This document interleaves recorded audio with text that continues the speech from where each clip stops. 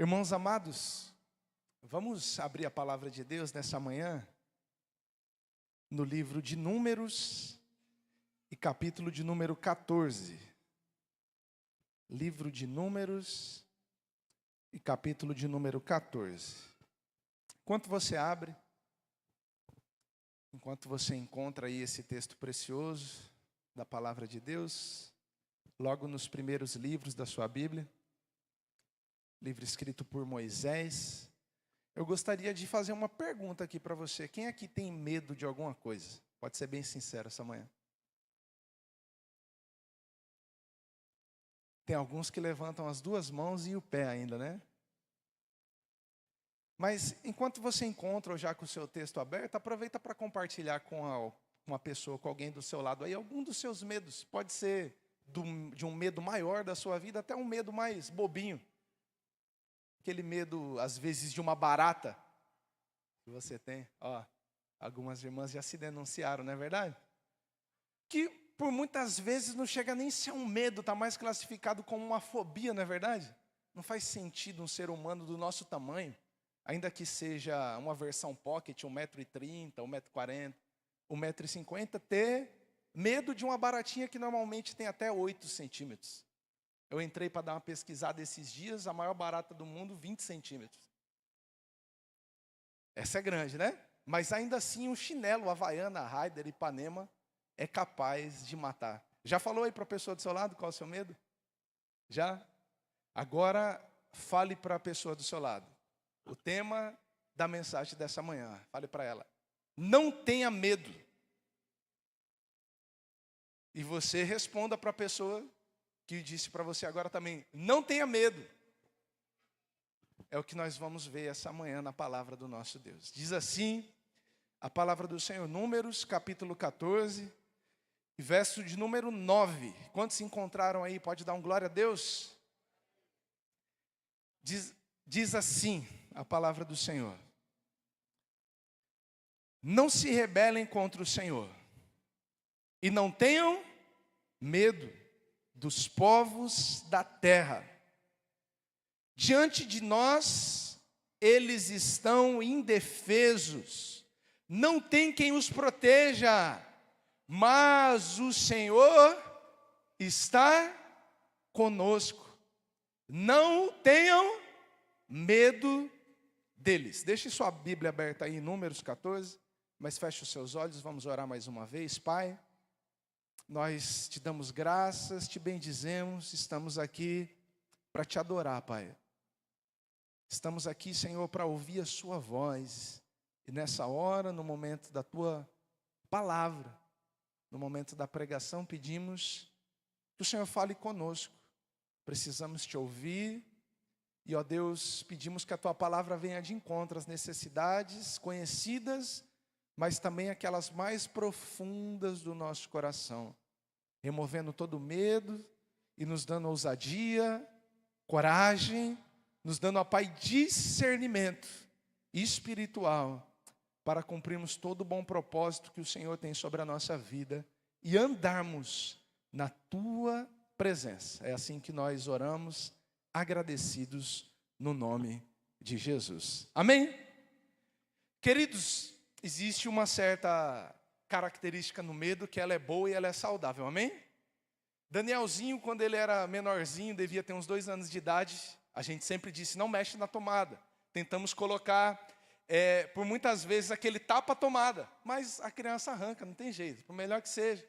E uma vez ele tomou um choquezinho, e eu vi, ele veio chorando. Queridos, nunca mais ele mexeu em tomada até hoje. Ele não tira nada, ele não quer colocar nada. Resolveu o problema dele. Os pais não queriam que ele tomasse choque. Orientamos, tomamos cuidado, mas não teve jeito. Perto de tomada, nunca mais vi Daniel chegar. E existe uma certa característica no medo, que ela é boa, que ela é saudável. Ela é concernente, relativa à preservação da nossa vida. Em coisas que a gente, de fato e verdade, devemos nos afastar, evitar, ficar longe delas. Mas também existe alguns medos na nossa vida, e talvez alguns desses que você compartilhou, que eles são irreais, surreais e até mesmo talvez sendo reais, sendo uma realidade sua, eles nos prejudicam, eles nos fazem mal. Porque eles nos inibem, eles nos prendem, eles nos impedem de cumprir propósitos que são de Deus para a nossa vida. De desfrutar de coisas, de situações, de momentos que o Senhor Deus tem sobre a sua vida, mas o medo te paralisa. Talvez seja medo de alguma das pessoas aqui, por exemplo, viajar de avião. Não é verdade? Por causa da altura, por causa de que o risco, no caso de um acidente, é muito grande de ser, um acidente fatal, acabe te inibindo de viajar. E tanto quanto nessa situação, ou em qualquer uma de medo, quando ele nos paralisa, quando ele nos rouba, o Senhor certamente quer tratar o nosso coração para que a gente possa vencer o medo pela coragem, pela ousadia, que a gente possa vencer esses medos. E tanto é que em muitos textos da palavra a gente vai encontrar como o texto que foi aberto esse culto, essa manhã. Quantos prestaram atenção aqui? No Salmo 27, o Senhor é a minha luz, Ele é a minha salvação. A quem temerei? O Senhor é a força da minha vida. De quem terei medo? A quem temeremos? A palavra do Senhor, queridos, vai trazer por diversas formas, por diversas vezes, em diversos livros e autores de homens inspirados por Deus, encorajamento para que nós não vivamos com medo. Como nesse texto que eu tanto gosto, de Isaías 41, do 8 ao 13, o profeta vai dizer: quanto a você, meu servo Israel, Jacó, meu escolhido, descendente de meu amigo Abraão, eu o chamei de volta dos confins da terra e disse: você é o meu servo, pois eu escolhi e não lancei fora. Não tenha medo, verso 10, pois eu estou com você, não desanime, pois eu sou o seu Deus, eu o fortalecerei e o ajudarei com a minha mão vitoriosa direita, o sustentarei. Sim, todos os seus furiosos inimigos ficarão confusos, humilhados. Quem se opuser a você morrerá e não dará em nada. Você procurará e não encontrará aqueles que tentaram conquistá-lo. Quem o atacar será reduzido a nada. E no verso 13 a gente encontra mais uma vez o Senhor reafirmando: pois eu o seguro pela mão direita, eu, o Senhor, o seu Deus, e lhe digo: não tenha medo, estou aqui para ajudá-lo. Glória a Deus, queridos. Até quem diga que a Bíblia diz 365 vezes, não temas. Até quem diga isso. Mas eu não posso concordar com esses irmãos, porque essa foi uma das pesquisas que eu mais fiz na palavra de Deus. Fiz em pesquisas, em versões diferentes da Bíblia, fiz no grego, fiz no hebraico, fiz em aplicativos, e no máximo, eu consegui chegar a aproximadamente 300 vezes. Mas, queridos, independente de não estar escrito uma vez por dia do ano, que nosso ano tem normalmente 365 dias, eu quero trazer paz ao teu coração, porque ainda que tivesse escrito uma única vez na palavra do nosso Deus, não temas, já seria suficiente para nós acreditarmos pela fé na palavra do nosso Deus. Se tivesse escrito uma única, já seria suficiente para o nosso coração ouvir essa palavra e lançar fora todo medo, e se encher de fé, e se encher de coragem. E muito interessante que muitas das vezes quando esse texto vem, tanto para Davi no Salmo 27, quanto para Moisés em Números 13, assim como para Isaías 41, como nós lemos, o contexto é de guerra, o contexto é de batalha, o contexto é de intimidação. Por quê? O maior interessado em encher o nosso coração de medo é o inimigo das nossas almas. Porque o medo pode nos paralisar, pode nos impedir de viver na presença de Deus e de cumprir os propósitos eternos de Deus para a nossa própria vida. Então isso é muito sério. Não é como um medo ou uma fobia pequena, natural e saudável, que às vezes uma havaiana pode resolver. São questões muito mais profundas da nossa alma e da nossa vida, que tem por objetivo nos paralisar.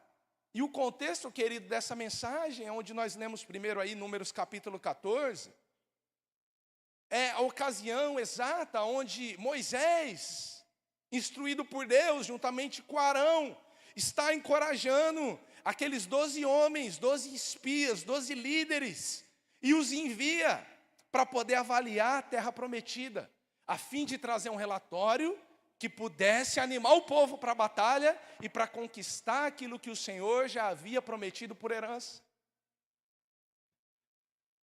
Então aqueles 12 homens vão, aqueles 12 espias, a partir do capítulo 12 de Números, do verso 1, você vai ver Moisés chamando um de cada tribo, um líder, um representante de cada tribo. Então eles vão até aquela terra, queridos, e eles constatam, a terra é realmente boa, a promessa para aquela terra é que ela iria manar leite e mel.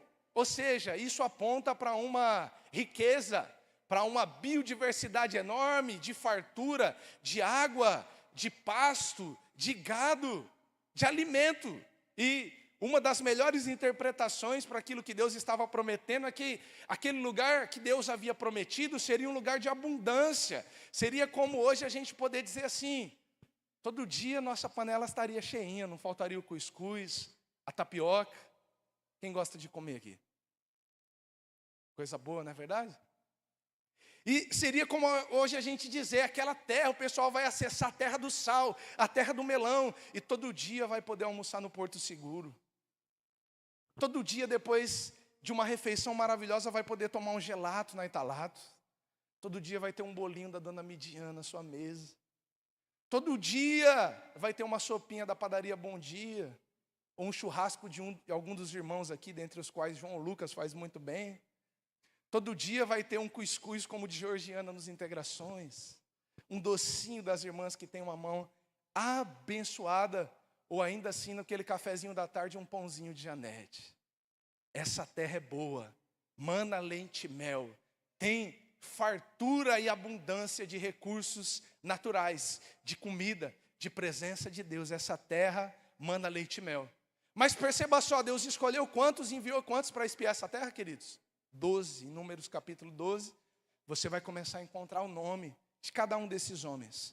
Porém, ao cumprirem essa missão de Deus, e aí a partir de Números 13, verso 25 em diante, você vai perceber que daqueles 12 homens, 10 dos espias, 10 daqueles líderes, vão até essa terra, mas apresentam um relatório pessimista.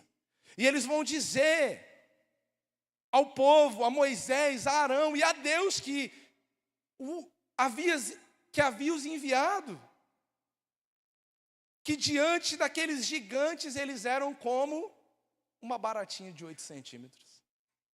Ou, mais biblicamente dizendo, somos como gafanhotos. Isso, querido, era a opinião deles, de 10 deles. Mas quer saber o que Deus disse sobre eles? Porque o medo nos faz isso, nos dá uma falsa opinião e visão acerca de nós mesmos. Mas o que Deus havia dito sobre esses homens? Perceba só, Números capítulo 13, verso 1 e 2, o Senhor disse a Moisés, envie homens para fazer o reconhecimento da terra de Canaã, a terra que eu dou aos israelitas, e mande um líder de cada tribo dos seus antepassados. Eu gosto muito na versão Ara, quando nesse verso de número 2, a palavra de Deus vai trazer, envie um príncipe de cada uma das tribos dos seus antepassados. Queridos, biblicamente, nós precisamos ter uma visão equilibrada sobre nós. Nós não somos o que achamos, às vezes nos achamos uma baratinha, né? Um gafanhoto. Mas o Senhor não disse isso a respeito desses homens. Nós não somos o que o mundo acha sobre nós, não somos o que as pessoas dizem, mas nós também não somos o que a teologia do coach nem da prosperidade diz sobre nós. Nós somos tudo aquilo que a Bíblia diz ao nosso respeito.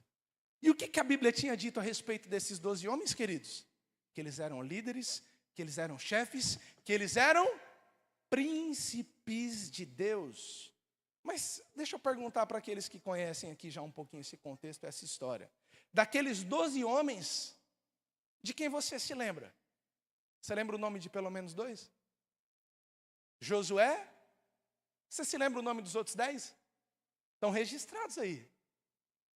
Em Números 13, a partir do verso 3, você encontra o registro do nome de cada um deles. Os 12 foram chamados príncipes de Deus, os 12 foram enviados por Moisés, por Arão, à ordem do Senhor, viram a mesma terra, viram a mesma situação, mas somente Josué e Calebe não foram dominados pelo medo.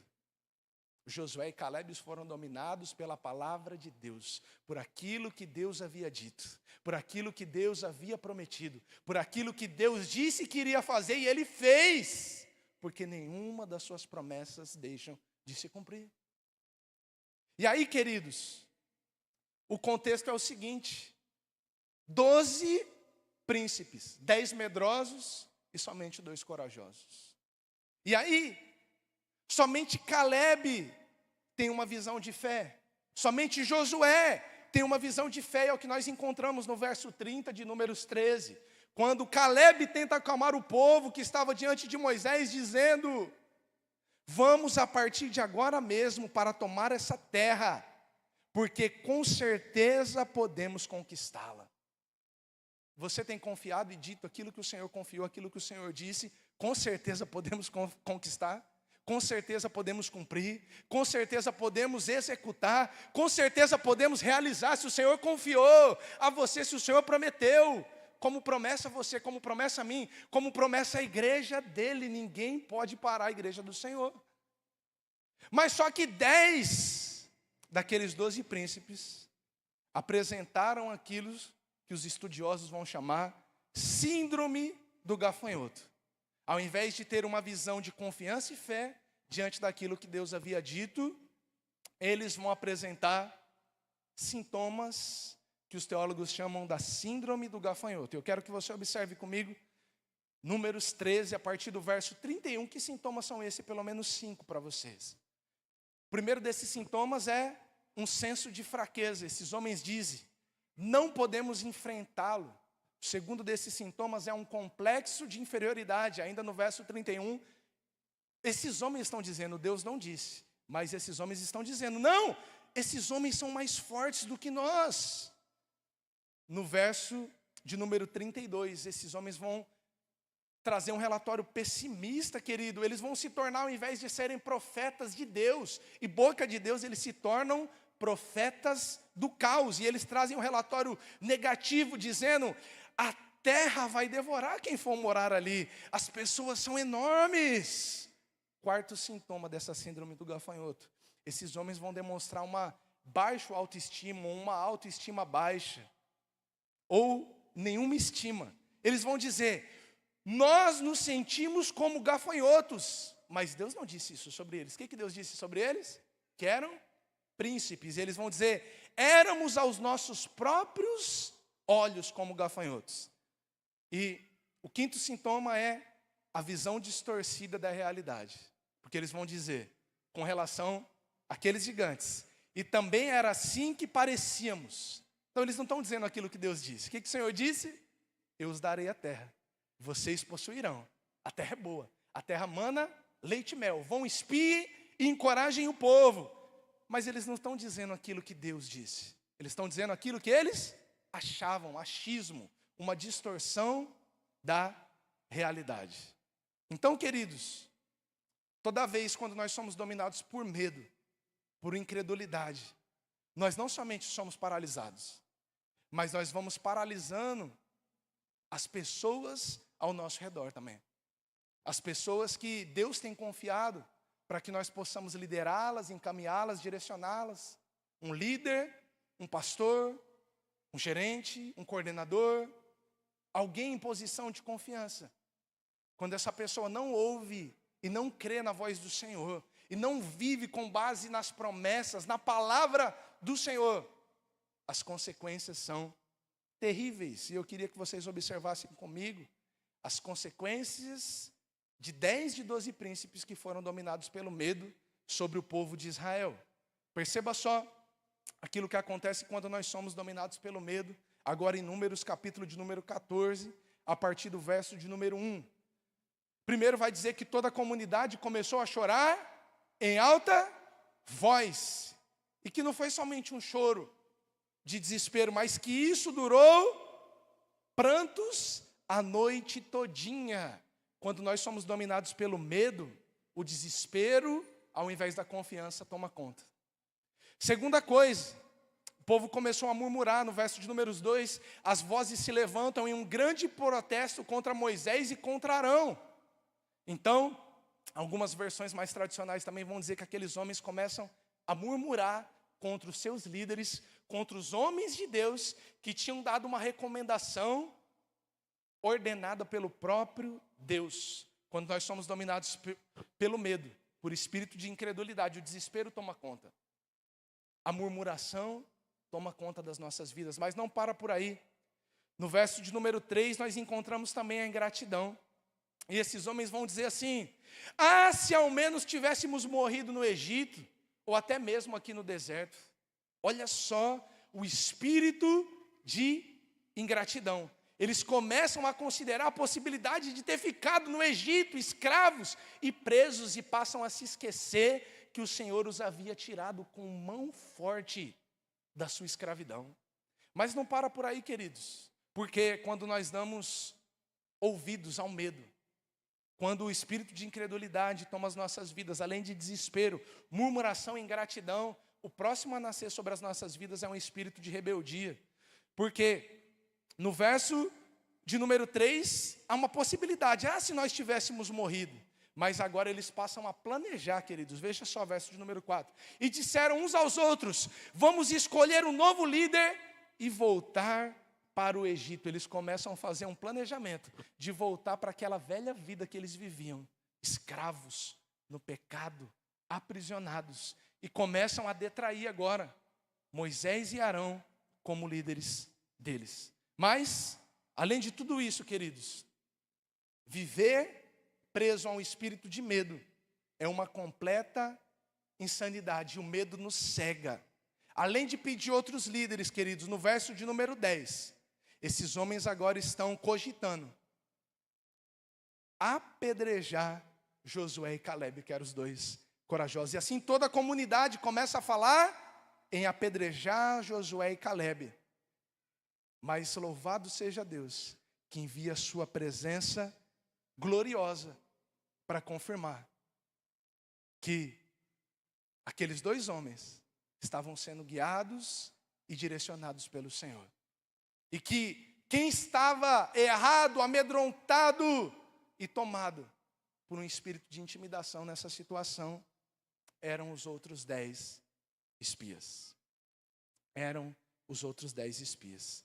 Agora, queridos, é muito linda a postura desses dois homens. Homens de Deus, homens corajosos, homens que tiveram fé na palavra do Senhor, que confiaram na promessa do Senhor, que obedeceram ao Senhor e agiram sobre a palavra dos seus líderes Moisés e Arão. Porque no verso de número 9, onde nós começamos a ler, enquanto todos aqueles homens estão com medo e enchendo o coração de todo o povo de medo, Calebe se levanta e vai dizer: são fortes sim, são gigantes sim, existem dificuldades sim, mas Calebe vai se lembrar que diante de nós eles estão indefesos e eles não têm quem os proteja, porque quem está conosco é o Senhor. Quem está conosco é o Senhor. Eu queria, queridos, dar 5 motivos muito rapidinhos para nós não termos medo diante das situações que vêm para afrontar-nos na nossa vida. E esses motivos estão no segundo texto que a gente leu, de Isaías 41, onde a partir do verso de número 10, o Senhor vai lembrar, em um contexto mais uma vez, de guerra, de resistência, de batalha, dizendo assim: não tenha medo. Por quê? Por que não devemos ter medo? Você já se perguntou isso? Esse ano é o ano do que mesmo, queridos? Qual tema a gente tem trabalhado aqui na igreja? Ano em minha presença. Será que existe algum motivo maior? Será que existe algum motivo mais especial para nós não termos medo do que saber que o Senhor está conosco? Será que existe, querido? O Senhor está dizendo: não tenha medo, porque o Senhor do universo é contigo. Eu estou com você. Diante dos seus medos, não desanime. Por quê? Quem é esse que está conosco? Não é o acaso. Existe uma canção aí no nosso país que diz assim: o acaso vai te proteger. Enquanto você andar distraído, o acaso não protege ninguém, querido. Mas quem está dizendo assim, não tenha medo e não desanime, porque eu sou contigo, é o nosso Deus, é o Senhor dos exércitos, é o Deus forte e poderoso nas batalhas. Não tenha medo, querido, porque Ele é conosco. Não tenha medo, porque quem é conosco é o nosso Deus. Há um terceiro motivo nesse texto de Isaías. E o Senhor está dizendo: eu estou com você, eu sou o seu Deus e eu o fortalecerei. Quem aqui já sentiu as suas forças indo embora? Não é verdade? Cansado, desanimado, sobrecarregado. Eu estou com medo, eu estou cansado de lutar e as coisas parecem não acontecer. Mas o Senhor está dizendo assim: eu o fortalecerei diante dos seus medos, diante das suas batalhas, diante dos seus desafios. A sua força pode acabar, mas nós tudo podemos em Cristo que nos fortalece. Há um quarto motivo, querido, e o Senhor segue dizendo: eu ajudarei. Quem aqui já se sentiu assim? Está tão difícil, não tem ninguém para me ajudar, ninguém para me dar um empurrão para o meu propósito. Senhor, envia alguém, um anjo, levanta o meu cônjuge, um líder, alguém para me trazer uma palavra. Às vezes podemos nos sentir assim, mas o Senhor está dizendo que os homens, em alguns momentos, podem até falhar com a gente, eles vão falhar, mas Ele tem uma promessa de que Ele mesmo nos ajudará. E na sua palavra já diz que pode até um pai e uma mãe se esquecer de um filho, mas todavia eu, o Senhor, não me esquecerei de vocês. Eu te fortaleço, eu te ajudo, eu estou com você, eu sou o seu Deus. E o texto de Isaías 41:10 finaliza dizendo que os recursos podem até vir a faltar, mas não tenha medo, porque eu o sustentarei com a minha mão direita vitoriosa. O Senhor promete sustento para nós, queridos, em todos os níveis, em todas as situações, em todas as circunstâncias. Ele reforça isso no verso 13 de Isaías 41, quando ele diz: pois eu seguro pela minha mão direita, eu, o Senhor, o seu Deus, lhe digo: não tenha medo, eu estou aqui para ajudá-lo. Amém? Vamos nos colocar em pé?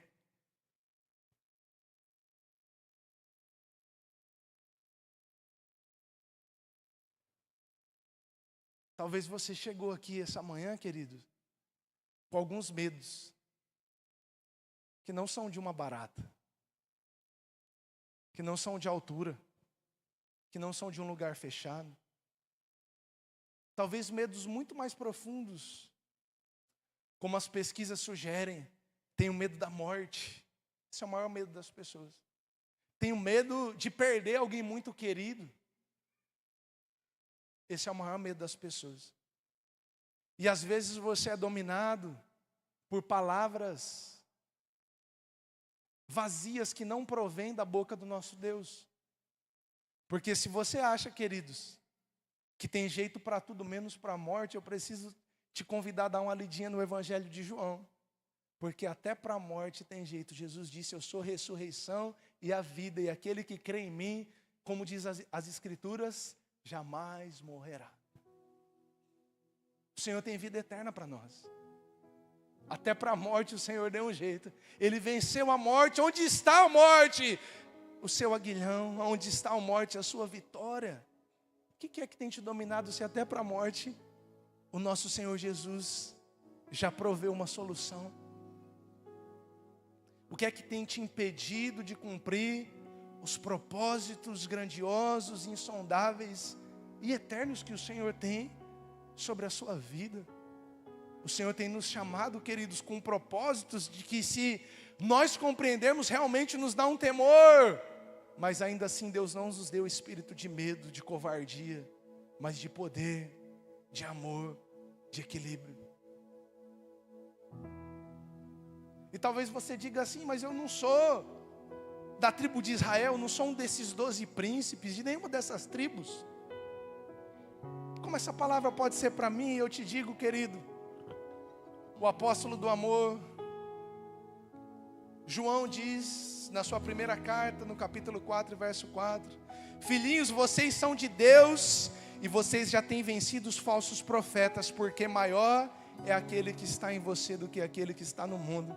Você não é de nenhuma das 12 tribos de Israel, mas se você entregou a sua vida para o Senhor, se você creu no Senhor de todo o seu coração, você pode chamar ao Senhor de papai, de Abba, e Ele te chama de filhinho, e Ele diz, maior é aquilo que está em você do que aquele que está no mundo. Por isso você pode lançar sobre o Senhor toda a sua ansiedade, todos os seus aperreios, todos os seus medos, e proclamar nessa manhã, queridos, enquanto essa canção é ministrada, eu não temerei, Senhor, porque a sua presença está comigo. Eu não temerei porque o Senhor é o meu Deus. Eu não temerei porque ainda que a minha força se esgote, o Senhor prometeu me fortalecer. Eu não temerei porque ainda que eu não tenha encontrado a ajuda necessária que eu gostaria de receber, ao meu redor o Senhor é o meu ajudador. Eu não temerei porque por mais que portas humanas se fechem, o Senhor é o meu sustentador e prometeu me segurar com a sua mão direita vitoriosa por todos os meus dias. Aleluia. Feche seus olhos e faça dessa canção a sua oração nessa manhã.